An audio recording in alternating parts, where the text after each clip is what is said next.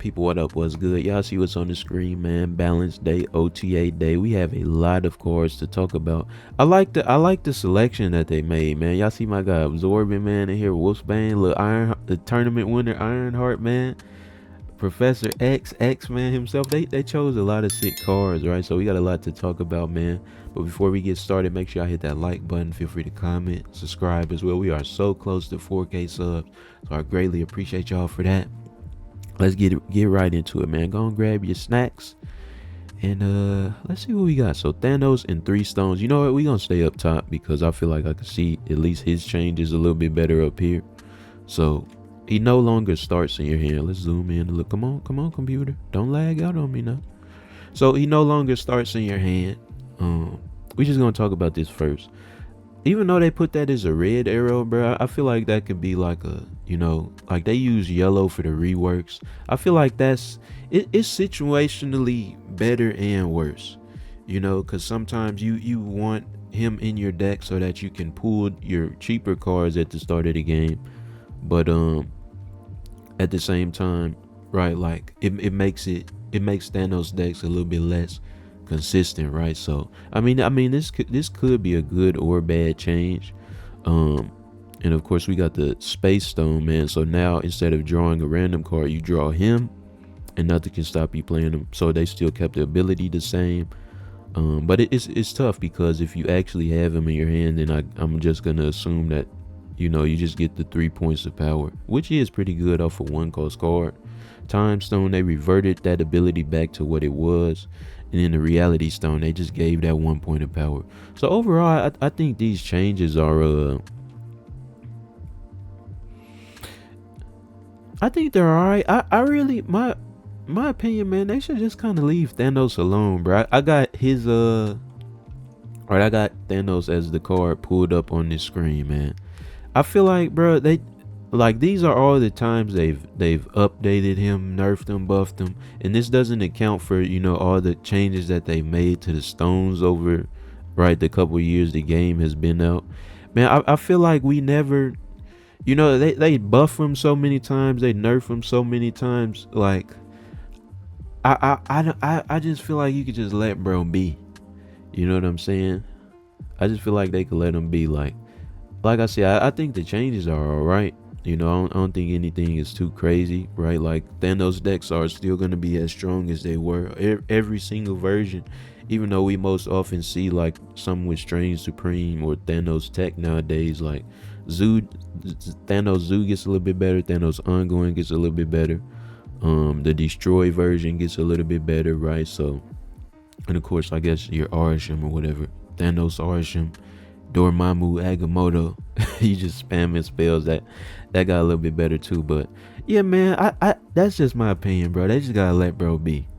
You know what I'm saying? But what y'all think of the old purple guy, Infinity Stone guy? Right? Let me know in the comments, man. And we finally have a real Galactic nerf, bro.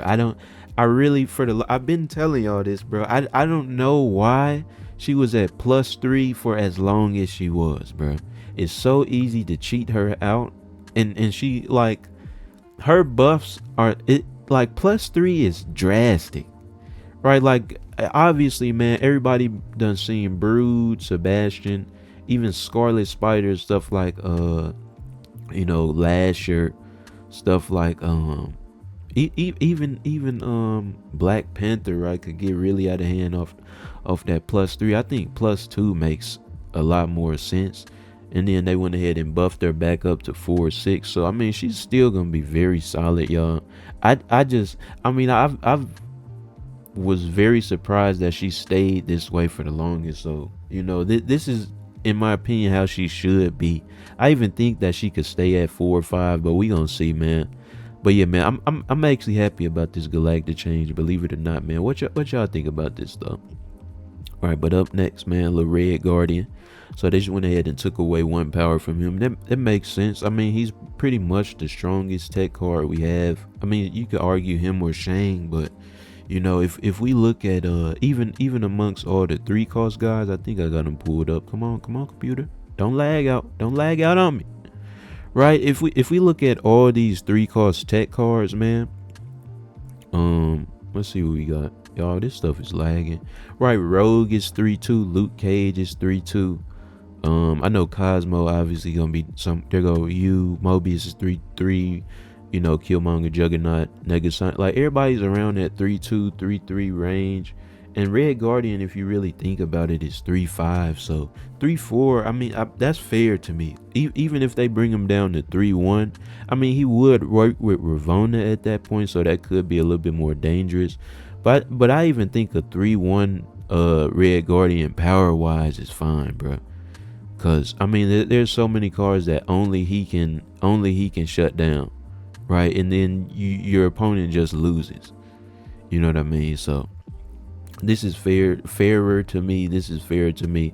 I'm a fan of these changes. So they 2 for, I guess, 2.5 out of 3. Cause I guess I'm alright with the Thanos, in my opinion. But up next, Lil Misery, man. So they just gave her 1 more point of power. Makes sense. I mean, as annoying as you know, the mill decks are that you most often see Misery in, I feel like they're not that strong. You know what I mean? Especially because you're destroying half your guys to, you know, get your Misery off or your Fire Hero off. I guess that, you know, in that sense, right, those type of decks, that archetype could use a little bit more power, man. And I actually like 4-9 on Misery. Right, keep her out of Shang range as well, you know, and just kind of promote that, because I mean, even outside of mill, bro, it's a lot of cool ways that Misery can be used, right? Like obviously the hood, you know, you can destroy the hood, get 2 demons. You got a little Ironheart coming up, destroy her. You know, and then of course Beta Ray Bill and them, right, destroy the hammers, that type of thing. Get a little Odin, get a little Wong type combo off like that. So man, I'm actually a fan of that, I think. All right, so let me know what y'all think of the Misery change. You got a little Absorbing Man next. I really want to see what their reason for this was. Y'all know I'm a big Absorbing Man fan. I always, you know, I feel like I use this card fairly often with the competition easing. Okay, so there's a lot of strong 4-cost cards. They just want to keep him, you know, in the running. Right, but I mean, Absorbing Man, he's literally 70% of the cards in the game. Whatever unrevealed card, he is that. Right? Like he was never bad. I don't think his stat line was bad, considering he can do almost anything in the game. But yeah, man, I mean, if I guess amongst 4-cost cards he was a little bit weaker, right? Especially you know, Galacta was a little bit, I mean, she's a little bit stronger, but her ability is weaker, right? Misery getting a little bit stronger, so right, we can't leave our guy out. But yeah, man, I mean, Absorbing Man, Wave Doom absorbing, right? Ironheart absorbing on like a Wong deck. It did get a little bit weaker after they nerfed Hazmat, because you can no longer do like a turn 6 Hazmat Absorbing Man, right? Especially on like a Wong type of deck with Luke Cage. But I mean, y'all, this card has been phenomenal for the longest, in my opinion. So it's nice to see, bro, finally getting a little bit more respect, a little bit more love too, man. So shout out to my guy. Up next, Wolfsbane. Not Wolfbane, Wolfsbane. So she gonna max out at what, like 3-8. I mean, you can kind of repeat her ability, of course, with like Odin and that type of thing. But at the end of the day, the thing about Wolfsbane, and this is actually tough because she's no longer discounted by Ravonna. The thing about Wolfsbane is, bro, I feel like Sage is just infinitely better in every style of deck. Like in the negative deck, Sage is better. Sage is even better now, right? In something with, you know, Silver Surfer, Sage is probably better. You know what I'm saying? And I mean, I can't think of every deck right now, obviously, you guys, but it's just hard when you have, you know, such a similar card to Wolfsbane already that does her job, you know, way easier, way to a way better extent, because you have to clog up your lane. Like Sage can just win the lane by herself if your opponent has like three cards on the other side, or if you got like they got 2 and you got 1. Like she already gonna be basically as strong as Wolfsbane. So it's tough, but I do like that they're showing her a bit of love. I think if you're gonna take her out of Ravonna range though, you might as well get her up to what, like 3-3, maybe even 3-4. That might be a little too crazy, but just to have her be able to compete with Sage, right? So I mean that's my thoughts on her, but I do like that they giving these cards some attention, man. So up next, little Rhino done got, or big body Rhino done got a buff, man. So 3-6 to 2-5. I like it. I like it.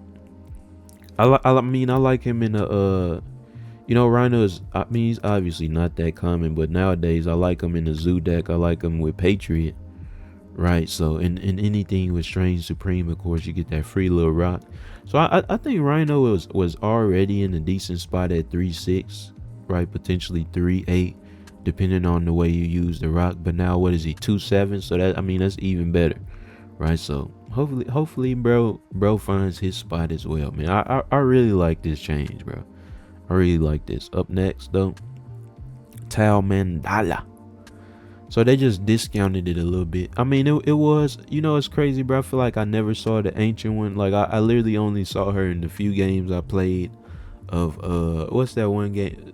High Voltage Overdrive. That was literally the only time I ever saw her. I was thinking that her skill costs way too much, so I mean they addressing the issue with that. So I mean I can't really complain about that.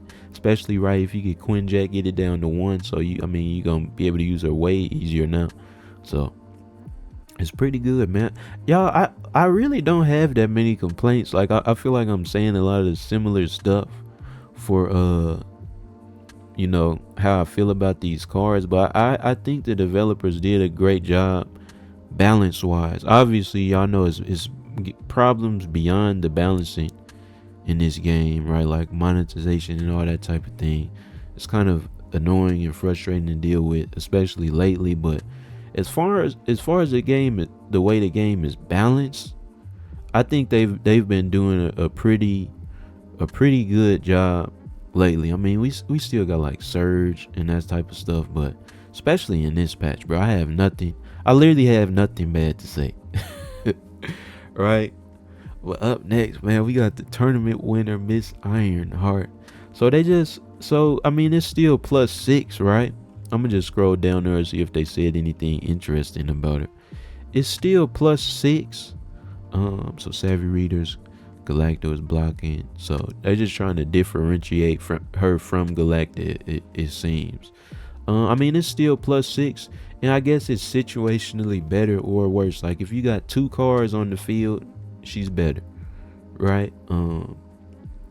If you want to spread out your power a little bit more, she's worse. Still the same amount of buffing being done. So I mean, it's not, like I said, it's not a nerf. It's simply just different, right? But I'm not sure. I mean, obviously I haven't used it yet. I'm not sure which version of the card I'm gonna be a bigger fan of, right? So we gonna see about it. But shout outs to Ironheart, man. What y'all think of her show? I know a lot of people hating on it. I haven't got a chance to watch it myself yet, but I hope it's good. Last 2 cards, man. We got X-Man himself. So they just changed the. Okay, so you can't play. Moving is the only way to add or remove a character from here. So you can't do like a skill or something, I guess. Like you can't like Nico into Merlin. Like Nico into a Professor X lane where she has like the next card you play moves to the right. So you can't like Nico into do like a Merlin skill. Got it. So I mean it's very situationally different. I guess I would call this a buff in that sense, right? Because your opponent can like put down spells or skills or whatever they're called into your lane, even if they like somehow move them. Pretty small tweak. So I mean they don't really got that much to say. I think I'm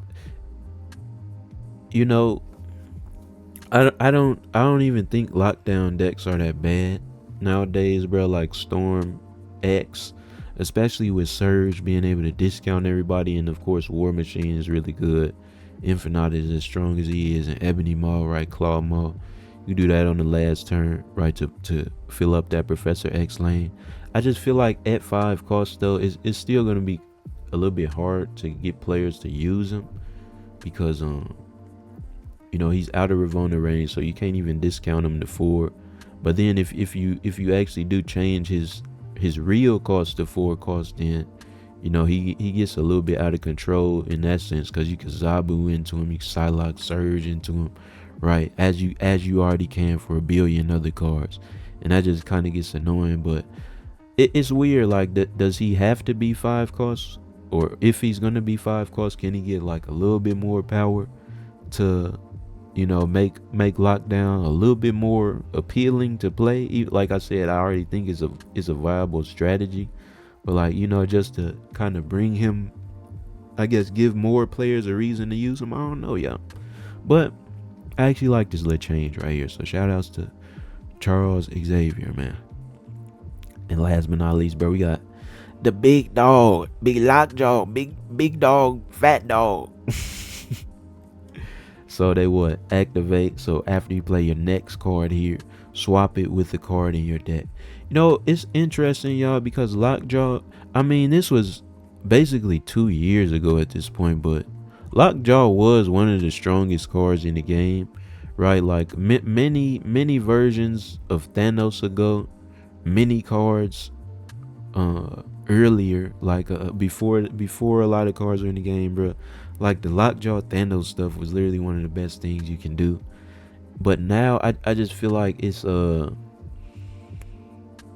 suboptimal way of doing anything, right?